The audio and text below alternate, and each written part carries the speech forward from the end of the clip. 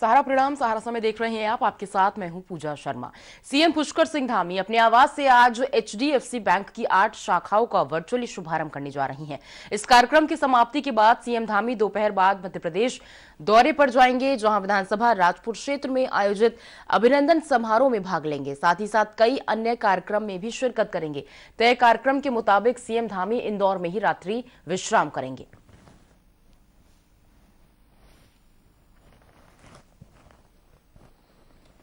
देहरादून से संवाददाता श्रीनिवास पंत हमारे साथ जुड़े हुए हैं। श्रीनिवास, आज 8 शाखाओं का शुभारंभ करेंगे सीएम धामी और उसके बाद मध्य प्रदेश के दौरे पर। बिल्कुल पूजा, आपको बताना चाहूंगा उत्तराखंड के मुख्यमंत्री पुष्कर सिंह धामी का आज काफी बिजी शेड्यूल रहने वाला है। और सबसे पहले वो मुख्यमंत्री आवास पर एक शिष्टमंडल दल के साथ मुलाकात करेंगे। उसके बाद सचिवालय पहुंचेंगे, शासकीय कार्यों को कंप्लीट करेंगे और उसके बाद क्योंकि वेतन विसंगति की जो टीम है, जो प्रतिनिधि मंडल है, वो मुख्यमंत्री से सचिवालय में मुलाकात करेगा और वेतन विसंगति के मामले पर जो तमाम राज्य आगे बढ़कर के पुरानी पेंशन बहाली की व्यवस्था कर रहे हैं, राज्य सरकार से भी ये गुहार लगाई जाएगी कि उत्तराखंड में इस व्यवस्था को लागू किया जाए। हालांकि ये चुनाव का बड़ा मुद्दा जरूर बना था और इसके बाद मुख्यमंत्री पुष्कर सिंह धामी राजधानी देहरादून में जो राजपुर विधानसभा क्षेत्र है, वहां की जनता मुख्यमंत्री का आभार प्रकट करने के लिए लॉर्ड वेंकटेश्वर में एक कार्यक्रम का आयोजन करेगी, जहां पर मुख्यमंत्री का अभिनंदन और स्वागत किया जाएगा। दोबारा प्रदेश की कमान मिलने पर उसके लिए मुख्यमंत्री का अभिनंदन उस विधानसभा क्षेत्र में किया जाएगा। उसके बाद दोपहर के बाद बताएगा, क्योंकि आज ही एचडीएफसी के जो तमाम ब्रांचें हैं उनका ऑनलाइन वर्चुअली आज शुभारंभ होना है। उसके लिए भी मुख्यमंत्री कुछ ही देर के बाद जो एचडीएफसी की जो ब्रांचें हैं, जो नई ब्रांचें खुल रही है, उसका ऑनलाइन आज शुभारंभ करेंगे। और दोपहर के बाद मुख्यमंत्री मध्य प्रदेश के लिए स्टेट प्लेन के जरिए रवाना हो जाएंगे। मध्य प्रदेश में रात्रि विश्राम इंदौर रेडिसन होटल में करेंगे और कुल मिलाकर के मध्य प्रदेश में तमाम जो कार्यक्रम रहेंगे, उस कार्यक्रम के तहत शिष्टमंडल से मुलाकात होगी, बड़े नेताओं से मुलाकात होगी, मध्य प्रदेश शासन के अधिकारियों के से वार्ता भी होगी।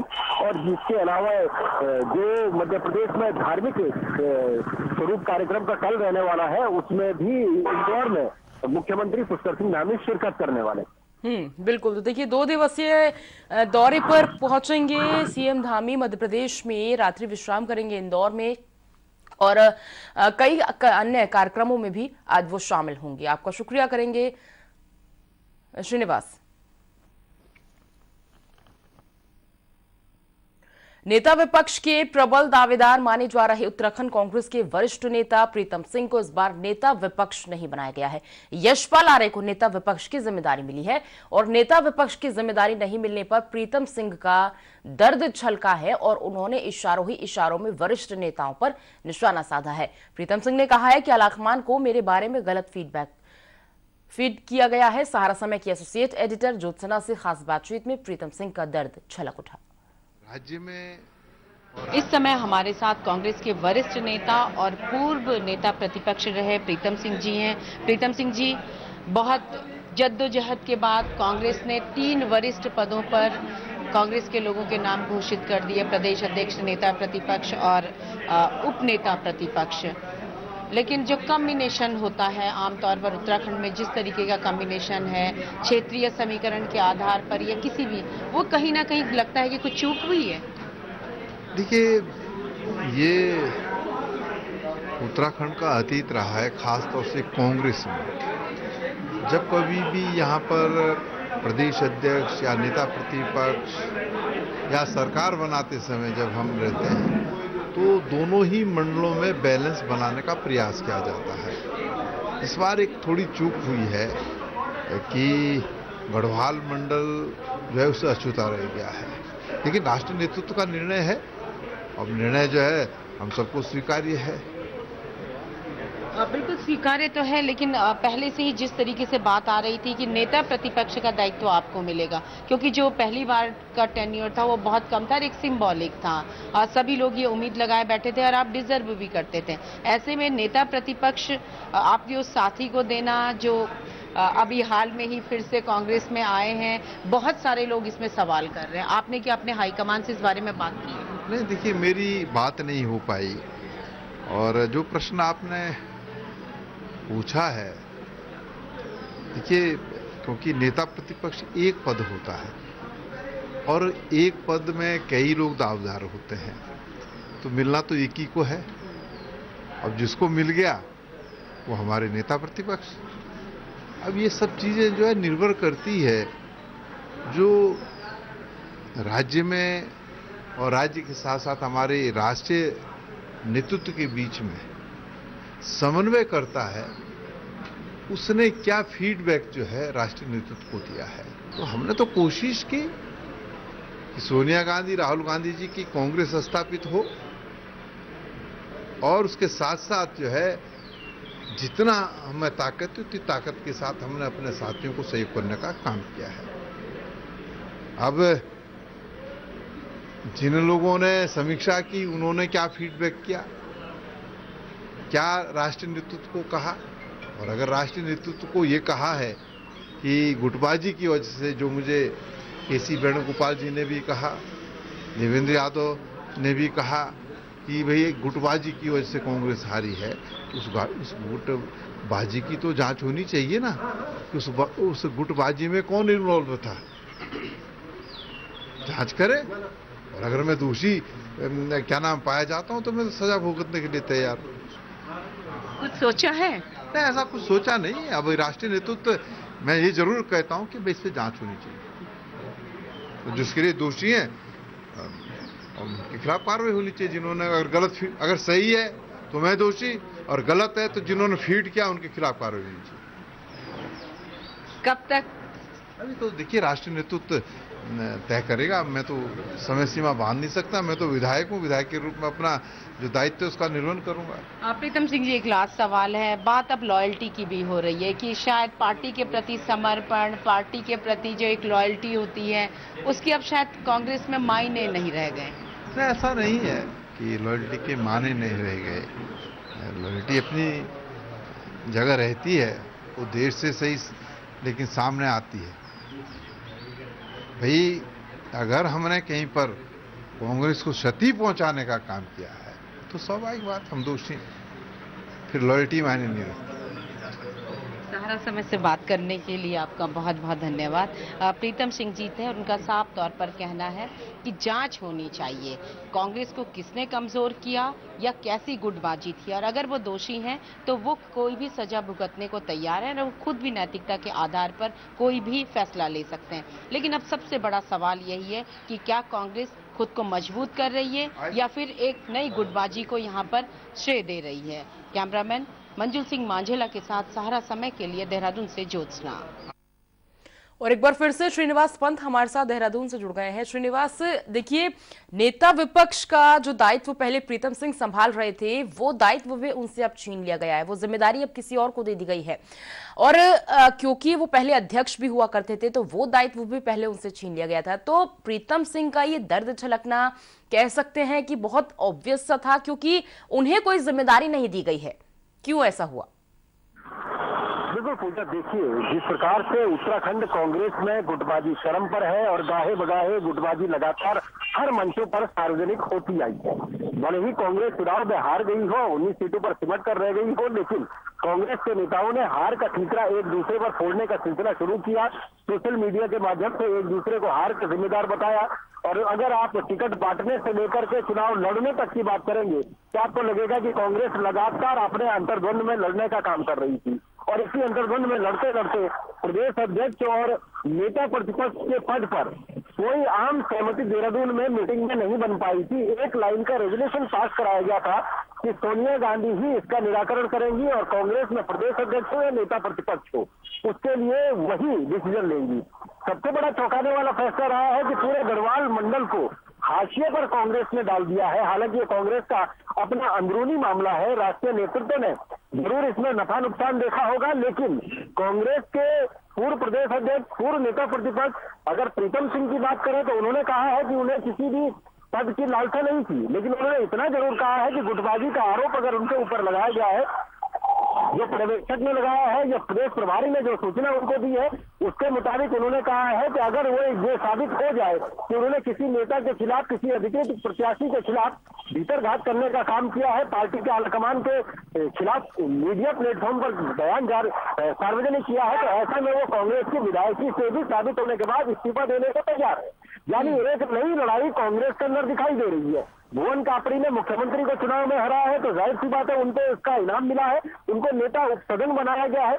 और जहां तक करण महारा का सवाल है तो करण महारा को प्रदेश अध्यक्ष बनाकर के कांग्रेस नेतृत्व ने एक बार फिर से उत्तराखंड कांग्रेस को मजबूत करने के लिए एक युवा चेहरे पर दांव लगाया है। लेकिन जो यशपाल आर्य है, पूर्व कैबिनेट मंत्री है, पूर्व प्रदेश अध्यक्ष है, पूर्व विधानसभा अध्यक्ष है, उनको नेता प्रतिपक्ष की जिम्मेदारी देकर के कांग्रेस में एक बार फिर से गुटबाजी क्रम पर है कि भारतीय जनता पार्टी से कांग्रेस में जाने के बाद फिर से उनको नेता प्रतिपक्ष का दायित्व दिया गया है। पहले वो कैबिनेट मंत्री रहे थे, भाजपा में आए, फिर कैबिनेट मंत्री थे। तो कुल मिलाकर के प्रीतम सिंह और उनके समर्थक हाशिए पर जाने को लेकर केंद्रीय नेतृत्व को जिम्मेदार मान रहे हैं और इससे कांग्रेस में एक नई गुटबाजी का जन्म हो चुका है। बिल्कुल। और देखिए ये सवाल बड़ा है श्रीनिवास कि अब ये कांग्रेस क्या बदली हुई कांग्रेस नजर आएगी, क्योंकि एक बहुत बड़ी जिम्मेदारी करण मेहरा और यशपाल आर्य को दी गई है, क्योंकि अभी हाल ही में एक बड़ी हार का कांग्रेस ने सामना किया। उसके बाद क्या कांग्रेस में बदलाव होता है, क्या कांग्रेस क्या कुछ प्लानिंग करती है, क्या तस्वीरें निकल के सामने आती है, एक बड़ी जिम्मेदारी कह सकते हैं इन दोनों चेहरे के ऊपर। बिल्कुल, दोनों चेहरों के ऊपर बड़ी जिम्मेदारी है। सबसे बड़ी बात है कि जो कांग्रेस में नेता प्रतिपक्ष और प्रदेश अध्यक्ष की नियुक्ति होने के बाद फूट पड़ गई है, इस्तीफों का दौर शुरू हो गया है।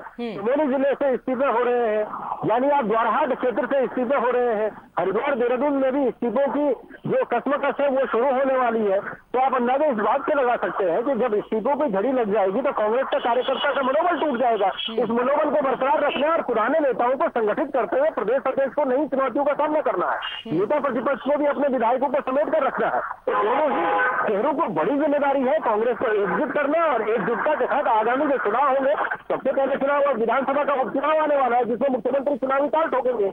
इसमें कांग्रेस को मजबूत प्रत्याशी भी देना है, चुनाव दमखम के साथ लड़ना है, ये पार्टी फॉर्म पर तय करना है। सड़क से लेकर सदन के अंदर कांग्रेस की भूमिका क्या रहने वाली है, इस पर भी अपना सटीक रणनीति बनाकर के धरातल पर उतारना है ताकि विपक्ष की भूमिका में नया जो नेतृत्व है, ये जो नेतृत्व परिवर्तन हुआ है उसकी झलक दिखाई देनी चाहिए, सभी कार्यकर्ता बूस्टर हो पाएगा। बिल्कुल। और देखिए ये बड़ा सवाल है यहाँ पर कि कांग्रेस अब कितना बदलती है, क्योंकि यशपाल आर्य जो कि चुनाव से पहले बीजेपी छोड़ कांग्रेस में शामिल हो गए थे, कहीं ना कहीं ये कह सकते हैं कि उनकी एक नाराजगी सामने ना आए, क्योंकि वो बीजेपी जैसी एक बड़ी पार्टी को छोड़कर आए हैं और हार का सामना भी कांग्रेस को करना पड़ा है। तो उनके सर पे ये जिम्मेदारी इसीलिए भी कि उन्हें किसी गुटबाजी का सामना ना करना पड़े या फिर उनका कोई दर्द ना छलके, क्योंकि प्रीतम सिंह तो पुराने हैं। बिल्कुल पूजा, देखिए कांग्रेस में सबसे बड़ी समस्या ये है कि कांग्रेस में जो गुटबाजी है, कभी हरीश रावत के समर्थक अपने आप को सुपीरियर मानते हैं, कभी प्रीतम सिंह के समर्थक मानते हैं। अब एक नया चलन शुरू हो जाएगा, यशपाल आर्य की भी अपनी शुरू हो जाएगी, करण महारा की अपनी लॉजिंग शुरू हो जाएगी, गणेश बेदियाल जो वर्तमान में जो निवर्तमान अध्यक्ष हो गए हैं, यानी उन्होंने पुरजोर तरीके से चुनाव लड़ाने का काम किया है। कम सीमित समय उनको मिला है, गढ़वाल से ताल्लुक रखते थे, ब्राह्मण चेहरा थे, लेकिन कांग्रेस ने जातीय और क्षेत्रीय समीकरण साधने के बजाय अपने उस बात पर मुहर लगाई है जो डिसीजन आलाकमान को लेना था, ये जो पर्यवेक्षक की रिपोर्ट पर जो डिसीजन दिया गया और इसमें प्रीतम सिंह पर गंभीर आरोप लगाया गया कि उन्होंने गुटबाजी को हवा दी है, भीतरघात करने का प्रयास किया है, जैसे प्रीतम सिंह ने बयानों में कहा है, और उस बात की जांच की वो मांग कर रहे हैं। सवाल सिर्फ ये नहीं है, सवाल पहले बड़े नेताओं को संगठित होकर के किसी भी मुद्दे पर एकजुट होना पड़ेगा, कब जाकर के भारतीय जनता पार्टी की सरकार की या भारतीय जनता पार्टी संगठन की मुखालफत या उनके पैनल खड़े हो सकते हैं। उससे पहले नहीं तो कांग्रेस अंतर्द्वंद में लड़ती रहेगी और इस्तीफों की झड़ी चलती रहेगी। बिल्कुल। तो देखिए प्रीतम सिंह का यहाँ पर दर्द छलका है, क्योंकि नेता विपक्ष का जो चेहरा है अब वो किसी और को बना दिया गया है, कांग्रेस का अध्यक्ष किसी और को बना दिया गया है। यानी कि साफ तौर से कह सकते हैं कि जो जिम्मेदारियां प्रीतम सिंह के कंधों पर थी वो उनसे छीन ली गई हैं, और अब गुटबाजी कितनी नजर आएगी ये देखने वाली बात होगी। फिलहाल बहुत बहुत शुक्रिया करेंगे आपका श्रीनिवास इस पूरी जानकारी को हम तक साझा करने के लिए। खबरों में आगे बढ़ेंगे। उत्तराखंड कांग्रेस के वरिष्ठ नेता यशपाल आर्य को नेता विपक्ष की जिम्मेदारी मिलने पर उनके समर्थकों में खुशी की लहर है। यशपाल आर्य ने नेता विपक्ष की जिम्मेदारी दिए जाने के लिए आलाकमान का धन्यवाद किया है। उन्होंने ये कहा है कि वो राज्य के हित में सकारात्मक विपक्ष की भूमिका निर्वहन करेंगे। रचनात्मक सहयोग देंगे, हम रचनात्मक भूमिका का निर्वहन करेंगे, लेकिन अगर सरकार अनदेखी करेगी उन सवालों का जो आज की मांग है और जो कांग्रेस का जो एजेंडा रहा है, जो हमने कहा है, हम उसको भी दबाव बनाएंगे, उन योजनाओं को, उन कार्यक्रमों को, उन वायदों को जो आज समय की मांग है उसको पूरा करने की दिशा में पहल नहीं करेगी भारतीय जनता पार्टी की सरकार, तो निश्चित रूप से हम सदन में पुरजोर तरीके से आवाज़ बुलंद करेंगे। फिलहाल यहाँ रुक रहे हैं एक छोटे से ब्रेक के लिए।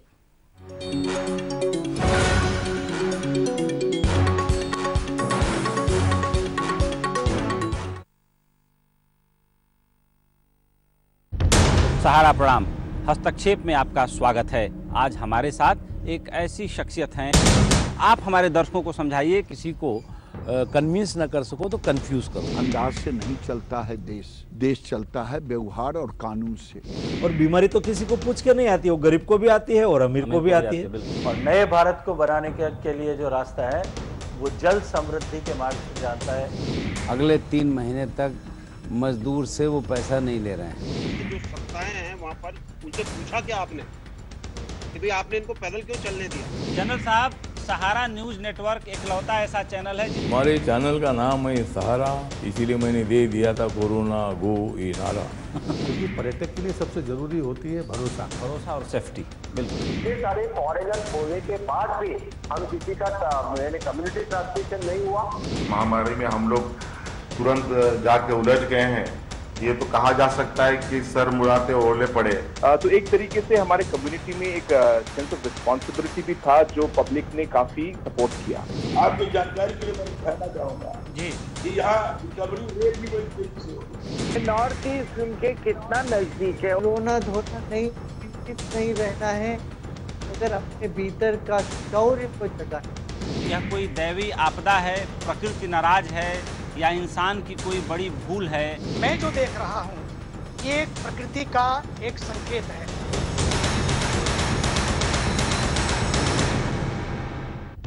सहारा प्रणाम।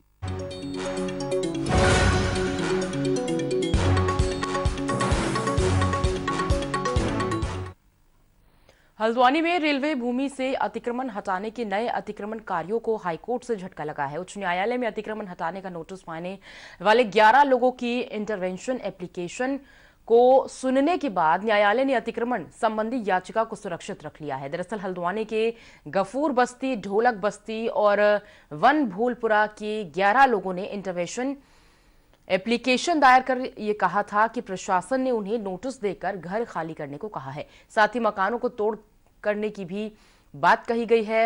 रेलवे विभाग के उच्च न्यायालय में अधिवक्ता गोपाल के वर्मा ने बताया है कि न्यायमूर्ति शरद शर्मा और आरसी खुल्बे की खंडपीठ ने इस याचिका को खारिज कर दिया है। खंडपीठ ने केस से संबंधित पार्टियां जैसे याचिकाकर्ता रविशंकर जोशी, रेलवे केंद्र और राज्य सरकार को कहा है कि अगर उन्हें इस मामले में कुछ कहना है ये लिखित में न्यायालय को अवगत कराएं। उन्होंने ये बताया है कि रेलवे अधिकारियों ने डीएम के निर्देश अनुसार एक्शन टेकिंग प्लान को दिया है, जिसकी एक कॉपी खंडपीठ के सामने रखी गई है।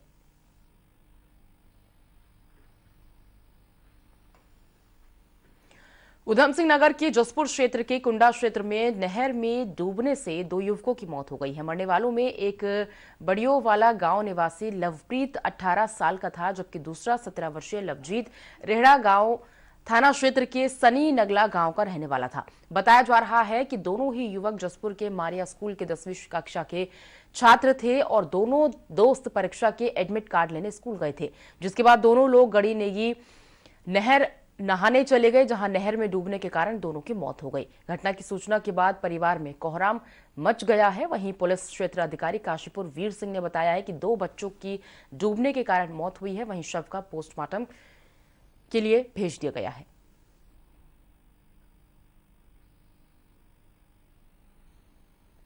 कुंडा थाने में सूचना आई कि थाना क्षेत्रांतर्गत तुमड़िया डैम है, तो वहाँ पे 2 बच्चे नहा रहे थे, तो नहाने के दौरान उनके डूब गए वो, जिसके कारण से उनकी मृत्यु हो गई है। और इनमें से एक लड़का बिजनौर का है और एक जसपुर का है। तो जो बिजनौर का है उसका गवर्नमेंट हॉस्पिटल काशीपुर में अभी पोस्टमार्टम की कार्रवाई चल रही है, और जो जसपुर वाला है उसकी कार्रवाई जसपुर में चल रही है। चंपावत राष्ट्रीय राजमार्ग 9 पर अमोड़ी के पास एक मैक्स खाई में गिर गई है। वाहन में चालक सवार समेत 7 लोग सवार थे और स्थानीय लोगों की मदद से पुलिस टीम द्वारा वाहन में सवार घायलों को रेस्क्यू किया गया है। साथ ही उपचार के लिए संयुक्त चिकित्सालय टनकपुर में लाया गया है, जिनमें से 3 घायलों की मौत हो गई है और 3 लोगों को हायर सेंटर रेफर किया गया है, जबकि वाहन में सवार एक बच्चे की हालत सामान्य है।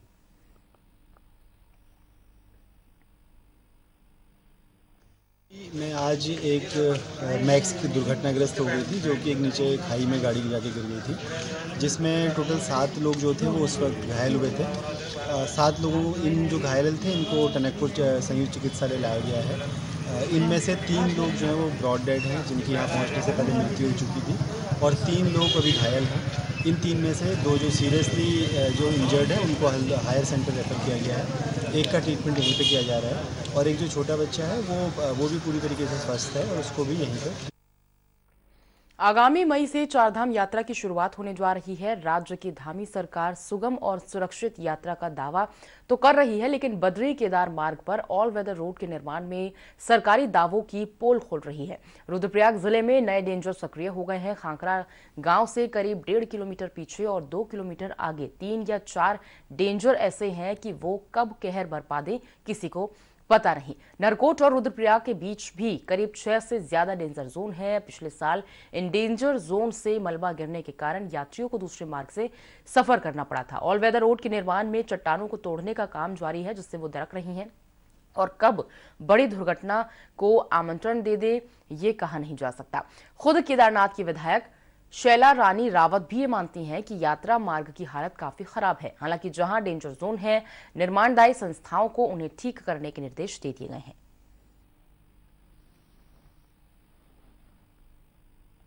और आगामी 3 मई से प्रारंभ होने वाले चारधाम यात्रा को देखते हुए उत्तरकाशी के जिलाधिकारी मयूर दीक्षित ने यात्रा से जुड़े अधिकारियों के साथ यमुनोत्री मार्ग का जायजा लिया है। धरासू बैंड से जानकी चट्टी और खरसाली मार्ग का निरीक्षण किया गया है। यात्रा मार्ग पर व्यवस्थाओं को देखा गया है। इसके बाद डीएम ने यमुनोत्री मंदिर समिति के पद अधिकारियों के साथ बैठक कर यात्रा को सफल बनाने के लिए मंथन किया है। जिलाधिकारी ने 25 अप्रैल तक यात्रा से जुड़ी सभी तैयारियों को पूरा करने के संबंध विभागों को निर्देश दे दिए हैं। आगामी चारधाम यात्रा को लेकर यमुनोत्री धाम में जो तैयारियां की जानी उसका निरीक्षण किया गया और इसमें वहाँ की जो मंदिर समिति के मेंबर्स हैं, खरसाली और जानकी चट्टी में जो वहाँ के जो लोकल ग्रामीण हैं, दुकानदार हैं, उनके साथ भी बैठक की गई। इसके साथ ही विभिन्न डिपार्टमेंट्स के जो काम पेंडिंग है, जैसे कि अभी सड़क का कार्य थोड़ा पेंडिंग चल रहा है, NH का है, PWD का भी ट्रैक रूट का काम थोड़ा पेंडिंग है, बिजली की पानी की व्यवस्था, इसके अतिरिक्त खच्चर और जो डोलियाँ जाती है उसके जो रजिस्ट्रेशन का काम है जो जिला पंचायत द्वारा किया जाता है और टॉयलेट्स का रखरखाव, सभी मुद्दों पे विस्तृत तौर पे चर्चा की गई है। 10 दिन के बाद पुनः निरीक्षण किया जाएगा और ऊपर तक फिर जाएंगे हम लोग और 10 दिन का समय दिया गया सभी डिपार्टमेंट्स को कि वो प्रगति और लाएँ। इस बीच जो पार्किंग का निर्माण हो रहा है बड़कोट में और जानकी चट्टी में, उसमें भी थोड़ी प्रगति अभी धीमी थी, उसको भी तेज़ करने को कहा गया ताकि और इसके अतिरिक्त और क्या पार्किंग की जगह हो सकती है ये भी ढूंढी गई है ताकि जाम की स्थिति उत्पन्न ना हो। कुल मिला के हमने 25 अप्रैल डेडलाइन सेट करी है सभी कार्यों के लिए। 25 अप्रैल तक सभी कार्य पूर्ण कर लिए जाएंगे। अच्छा, क्या लगता है सर यात्रा इस टाइम सुगम हो पाएगी, क्योंकि कहीं ना कहीं अभी दिक्कतें हैं पार्किंग का और उसका लेकर के? जी देखिए, दिक्कतें हैं क्योंकि काम अभी भी चल रहे हैं और कई बड़े प्रोजेक्ट्स जो है लॉन्ग टर्म प्रोजेक्ट्स हैं वो भी अभी निर्माणाधीन हैं, तो उन सब के बीच में हम तात्कालिक क्या क्या सुविधाएं जनरेट कर सकते हैं वो ज़रूर करेंगे और हमारे जो भी तीर्थयात्री या जो टूरिस्ट आ रहे हैं उनको कोई भी परेशानी। रुद्रप्रयाग के जंगलों में वन अग्नि की घटनाएं सामने आ रही हैं। इन घटनाओं से जहां पर्यावरण पर खासा असर देखने को मिल रहा है, वहीं वन संपदा को भी लाखों का नुकसान हो रहा है। ऐसे में रुद्रप्रयाग वन विभाग की टीम तेजी से जंगलों में फैली आग पर काबू पाने का प्रयास कर रही है। उप वन संरक्षक वैभव कुमार सिंह रात दिन जंगलों में लगी आग को बुझाने के लिए स्वयं मोर्चा संभाले हुए हैं और उप वन संरक्षक वैभव कुमार सिंह ने यह बताया है कि सबसे ज्यादा घटनाएं वन पंचायत और सिविल भूमि में देखने को मिल रही हैं। विभाग की तरफ से 28 क्रू स्टेशन बनाए गए हैं। साथ ही साथ हर रेंज में 2 सचल दस्ते बनाए गए हैं जो कि आग की घटनाओं पर नजर बनाए हुए हैं।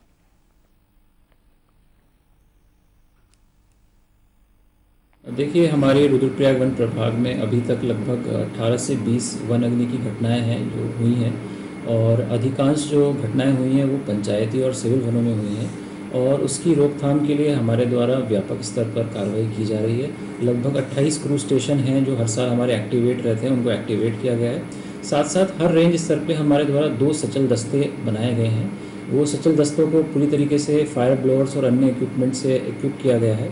और इसके साथ साथ हमने एक पिछले 2 साल से एक अनूठा प्रयास रुद्रप्रयाग वन प्रभाग द्वारा किया जा रहा था। इसमें हमारे द्वारा फॉरेस्ट फायर रुद्रप्रयाग ऐप और जियो पोर्टल का निर्माण किया गया है। इसके माध्यम से कोई भी अग्नि की सूचना हमें मिलती है तो उसकी हमें रियल टाइम वनों का प्रकार, वन और अग्नि की एग्जैक्ट स्थिति पता चल जाती है। साथ ही साथ जो हमारे सचल दस्ते हैं उनमें GPS ट्रैकर लगाया गया है, तो हमारा जो सचल दस्ता है उसको भी रियल टाइम बेसिस पे अग्नि की स्थिति का पता चल जाता है, जिससे जो हमारा रिस्पांस टाइम है वो काफ़ी कम हुआ। और अब बात पहाड़ों के मौसम की। मौसम विभाग के मुताबिक तेज धूप से अब कुछ राहत मिलने वाली है। जी हां, लेकिन मौसम विभाग अलर्ट जारी करते हुए ये कहा गया है 14 अप्रैल को देहरादून, टिहरी समेत 8 जिलों में बारिश, ओलावृष्टि और आकाशीय बिजली गिरने की संभावना है।